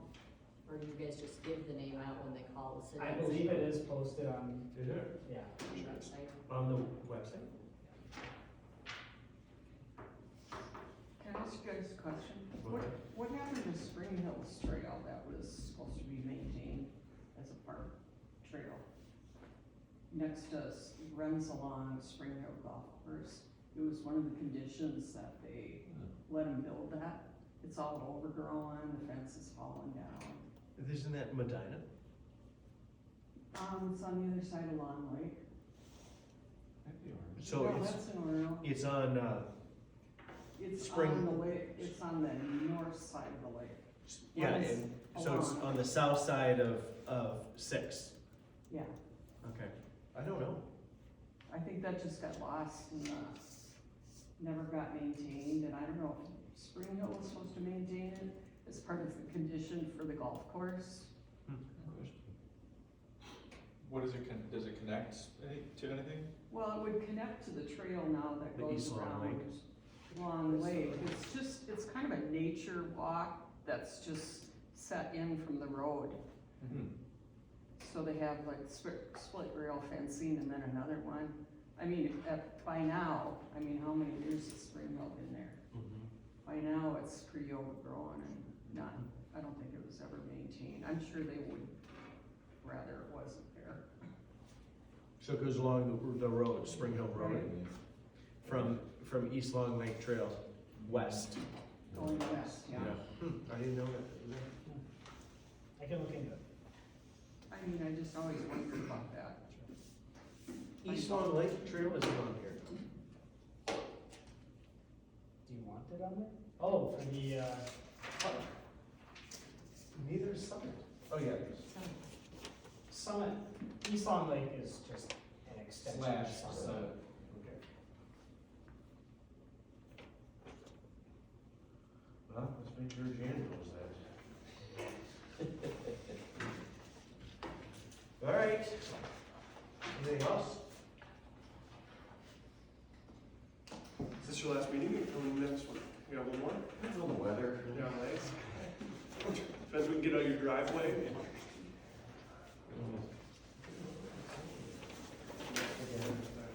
You have to go back to the airport tonight? I don't know what they're gonna do. They were coming from Paris and then they were circling Minneapolis and I was at the airport and then they diverted them to Michigan. To Detroit. Oh, no. But they're coming from Africa, so they've been on an Oh, airplane for like 2.5 days. Oh. You might not want to in the car. No. Oh, God, I think I feel so bad. Got a 14-year-old. What were they doing in Africa? It used to be different, so. Ted's, her husband's sister, when she graduated from college, she traveled for a year, and she met a guy, and she ended up she lived there. So, the kids went over there earlier before they